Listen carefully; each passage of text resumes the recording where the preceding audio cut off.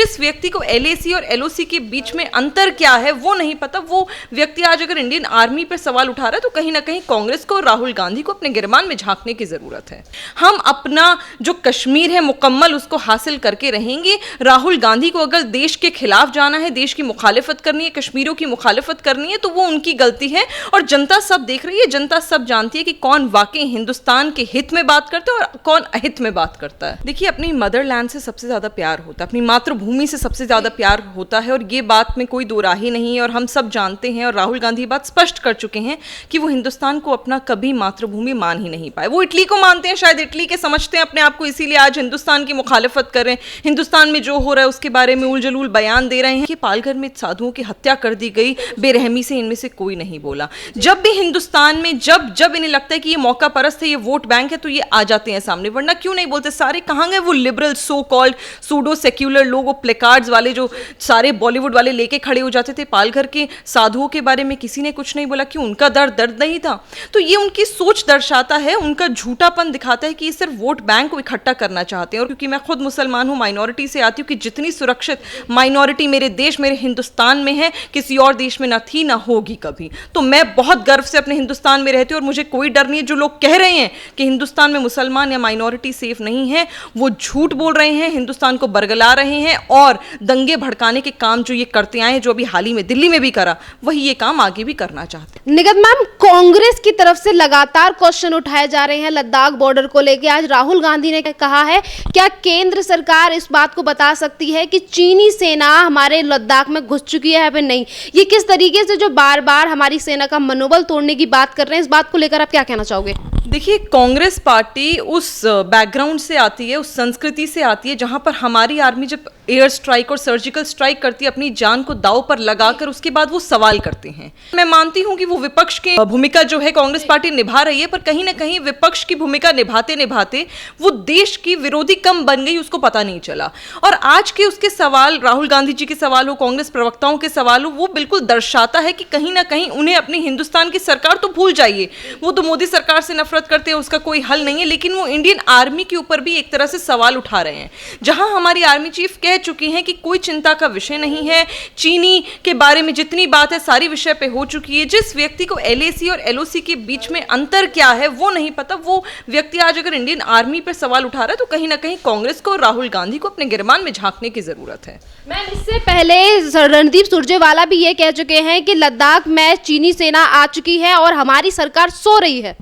मैंने वही कहा ना कि जो लोग सरकार की नहीं सुन रहे, समझ आता है कि मैं मानती हूं कि उनकी वो हेल्पलेस हैं, कुछ कर नहीं सकते, कि सरकार का तो विरोध करना ही है, कुछ नहीं मिला चलो सरकार का विरोध ही कर लेते हैं। लेकिन अगर आर्मी की मुखालिफत वो कर रहे हैं, आर्मी के खिलाफ अगर बयानबाजी दे रहे हैं, तो अपने गिरबान में पूरी कांग्रेस पार्टी को झांकने की जरूरत आज जरूरत है। कहीं ना कहीं हमें भी आत्ममंथन करने की जरूरत है, आम जनता को आत्ममंथन करने की जरूरत है कि जो लोग इंडियन आर्मी के ऊपर सवाल उठा सकते हैं वो हमारे क्या होंगे। जब इंडियन आर्मी के चीफ क्लियर कर चुके तो मुझे लगता है ये सवाल कोई सवाल रह ही नहीं जाता है। बहुत सिंपल सी बात है कि हम as a party, as a सरकार और एज एन इंडिविजुअल एक इंडियन हमेशा यही कहेगा कि हिंदुस्तान पे अगर कोई भी आंख उठाकर देखेगा तो उसको मुंहतोड़ जवाब हम देंगे, और आज तक देते आए हैं। मुझे बताइए कोई ऐसा एग्जाम्पल राहुल गांधी जी के पास है जिसमें हमारी हार हुई हो या हमने मात नहीं दी हो? हमने सब जगह पे हमारा सर ऊंचा रहा है और आगे भी रहेगा। मैम, 1962 में कांग्रेस के ही राज में साई चीन हमने चाइना को दे दिया और जो पीओ गया वो पाकिस्तान के हित में चला गया, और आज जब उन्हें वापस लाने की बात हमारी केंद्र सरकार की तरफ से की जाती है तो उसके बीच ये अपनी टांग अड़ाते हैं और इस तरीके के उलझुल बयान देके लोगों को बरगलाने की कोशिश करते हैं। तो मैंने तो कहा ना कि देश विरोधी वो लोग कब बन गए उन्हें पता ही नहीं चला। जहां तक कि पीओके की बात है, बलोच की बात है, ये तो हम कब ले लेंगे उन्हें शायद पाकिस्तानियों को खबर ना हो, क्योंकि हमारा ही है वो, हमारी जमीन पर कब्जा कर कर बैठे। पर कितने दिन, आज है कल है। इमरान खान का तो खुद का बयान था, वो हैंडसम प्राइम मिनिस्टर पाकिस्तान के, खुद कह के डरे हुए कह रहे थे कि अरे अरे दोबारा मोदी पुलवामा के बाद जो हमला एयर स्ट्राइक हुई थी, सर्जिकल स्ट्राइक हुई थी, ऐसा दोबारा ना करवा दे। तो वो डर रहे हैं। हम अपना जो कश्मीर है मुकम्मल उसको हासिल करके रहेंगे। राहुल गांधी को अगर देश के खिलाफ जाना है, देश की मुखालिफत करनी है, कश्मीरियों की मुखालिफत करनी है, तो वो उनकी गलती है और जनता सब देख रही है, जनता सब जानती है कि कौन वाकई हिंदुस्तान के हित में बात करता है और कौन अहित में बात करता है। मैम, जैसे चीन और भारतीय सेना के बीच लद्दाख में जो अभी जंग, मतलब जैसे कि सेना हमारी लगी हुई है, तो उसको लेकर ऑस्ट्रेलिया से लेकर अमेरिका सभी भारत के समर्थन में आ गए, पर उसके बावजूद भी भारत में रहने के बावजूद भी ये चाइना को कुछ नहीं कहते, बल्कि अपनी केंद्र सरकार के ऊपर ही सवाल उठाते हैं। मतलब हमारा जो दुश्मन है चाइना, उसे ये दिखाते हैं कि यहाँ पर विपक्ष भी आपके साथ है। देखिए, अपनी मदरलैंड से सबसे ज़्यादा प्यार होता है, अपनी मातृभूमि से सबसे ज़्यादा प्यार होता है, और ये बात में कोई दो राही नहीं है, और हम सब जानते हैं, और राहुल गांधी बात स्पष्ट कर चुके हैं कि वो हिंदुस्तान को अपना कभी मातृभूमि मान ही नहीं पाए। वो इटली को मानते हैं, शायद इटली के समझते हैं अपने आप को, इसीलिए आज हिंदुस्तान की मुखालिफत कर रहे हैं, हिंदुस्तान में जो हो रहा है उसके बारे में उलझुल बयान दे रहे हैं। तो ये अगर कोई बाहरी देश का व्यक्ति अगर कुछ इस प्रकार के बयानबाजी दे रहा है तो देते रहे, क्योंकि जनता इनको मुंह तोड़ जवाब लोकसभा में भी दे चुकी है और विधानसभा में भी दे चुकी है। मैं मानती हूँ कि हमारी भी 8 सीटें आई, पर उनकी तो कहीं पर भी कहीं से कहीं तक साख नहीं थी। तो बहुत सोचने की जरूरत है कि किस तरह कांग्रेस पार्टी का सुपड़ा साफ हो रहा है पूरे देश से। तो ये जनता समझ रही है, जनता को जानकारी प्राप्त हो रही है कि कौन वाकई क्या कर रहा है, और राहुल गांधी ने तो बिल्कुल ही क्लियर कर दिया। बहुत जरूरी है कि कांग्रेस पार्टी अब खुद आत्ममंथन करे और देखे कि कहां किसको सही से लाके खड़ा करने। जब तक ये परिवारवाद चलता रहेगा, कांग्रेस पार्टी एक परिवार के द्वारा ड्राइव करती चलती चली जाएगी, वो हिंदुस्तान की मुखालिफत करते रहेंगे। कांग्रेस को अब जरूरत है कि अगर वाकई आपको विपक्ष की भूमिका अच्छी निभानी है और देश विरोधी नहीं बनना, तो आपको उन ताकतों को लाना पड़ेगा अपनी पार्टी में जो देश के लिए काम करना चाहते हो, देश के साथ खड़े रहना चाहते हो, ना कि देश की मुखालिफत करते हो। एक तरफ कांग्रेस और दूसरी तरफ लिबरल्स और कांग्रेस के चाटुकार पत्रकार जो इस तरीके की बातें करते हैं, राजदीप सरदेसाई और विनोद दुआ, वो ये कहते हैं कि अमेरिका में जो ब्लैक लिव्स मैटर और अश्वेतों को लेकर जो लड़ाई चल रही है, उस जैसी लड़ाई भारत में भी होनी चाहिए, क्योंकि भारत में मुसलमानों के ऊपर उस तरीके के अत्याचार होते हैं जैसे वहां पे अश्वेतों के ऊपर होते हैं। लोगों को बरगलाने का काम जो किया जा रहा है, मैम इनके लिए देखिए, ये दोहरा चश्मा पहन के हमेशा रखते हैं। एक इन्होंने अपना जो चश्मा है वो इस किस्म का पहना हुआ है कि इन्हें कुछ भी दिखाओ तो बुरा ही दिखेगा।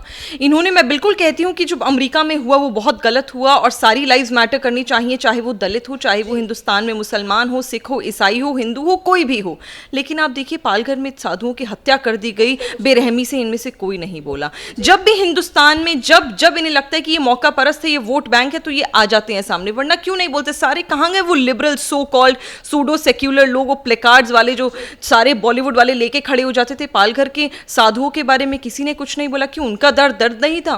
तो ये उनकी सोच दर्शाता है, उनका झूठापन दिखाता है कि ये सिर्फ वोट बैंक को इकट्ठा करना चाहते हैं। और कहाँ, जहाँ तक मुसलमानों की बात है और हिंदुस्तान में माइनॉरिटी की बात है, मैं सर उठाकर कहती हूँ, क्योंकि मैं खुद मुसलमान हूँ, माइनॉरिटी से आती हूँ, कि जितनी सुरक्षित माइनॉरिटी मेरे देश, मेरे हिंदुस्तान में है, किसी और देश में ना थी ना होगी कभी। तो मैं बहुत गर्व से अपने हिंदुस्तान में रहती हूँ और मुझे कोई डर नहीं है। जो लोग कह रहे हैं कि हिंदुस्तान में मुसलमान या माइनॉरिटी सेफ नहीं है, वो झूठ बोल रहे हैं, हिंदुस्तान को बरगला रहे हैं, और दंगे भड़काने के काम जो ये करते आए, जो अभी हाल ही में दिल्ली में भी करा, वही ये काम आगे भी करना चाहते हैं। जिन माइग्रेंट्स के लिए कांग्रेस सरकार की तरफ से कुछ किया नहीं गया, यहाँ से वो नंगे पैर चले गए, जिनके पैर धूप में जलते रहे और उसके बावजूद वो अपने घर पे पहुंचे, उन्हीं पर राजनीति करी प्रियंका वाड्रा ने, राहुल गांधी ने। तो उन्हीं के चाटुकार पत्रकार विनोद दुआ कहते हैं कि उनके लिए राहुल गांधी जनता के बीच गए और उन्होंने उनका दुख दर्द बांटा, पर बीजेपी ने कुछ नहीं किया, जिसके लिए लोगों को अब सड़कों पे निकलना चाहिए।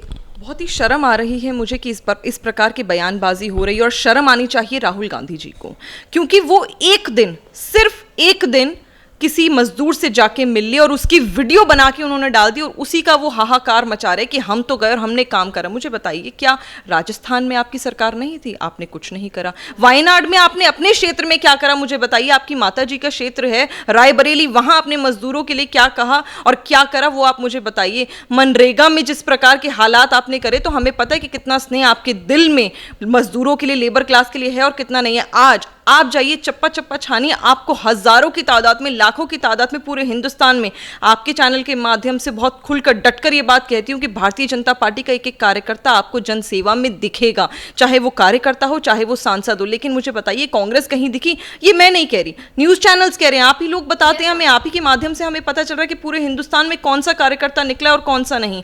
तो उन लोगों ने सिर्फ दिखाने के लिए कि हाँ हमने ये करा, हाहाकार मचाई, लेकिन वास्तव में उन लोगों ने ना ही कोई काम करा था ना करा है। और प्रियंका गांधी वाड्रा तो रॉकेट साइंस समझती हैं कि वो तो एकदम पैराशूट की तरह आती हैं, चुनाव के समय आती हैं, चली जाती हैं। अब जैसे लॉकडाउन के समय आई, चली जाती हैं। तो उनका तो मुझे लगता है ऑन एंड ऑफ स्क्रीन रहता है, वो तो जिन की तरह आती हैं और गायब हो जाती हैं। जब उनकी वाकई जरूरत होती है ना वो होती है। सिर्फ बयानबाजी से हिंदुस्तान नहीं चलेगा। उन्हें अगर राजनीति करनी है तो साफ सुथरी राजनीति करें, ये झूठे बयानबाजी ना करें। मैम, जैसे भारत में अब लगातार ट्रेंड चल रहा है कि हमें चाइना से बनी हुई चीज़ों का बहिष्कार करना चाहिए, और उसी को लेकर जब एक वीडियो सोनम वांगचुक के द्वारा बनाया जाता है तो उसी पर हंसी उड़ाई जाती है इन लिबरल्स के द्वारा और कांग्रेसियों के द्वारा।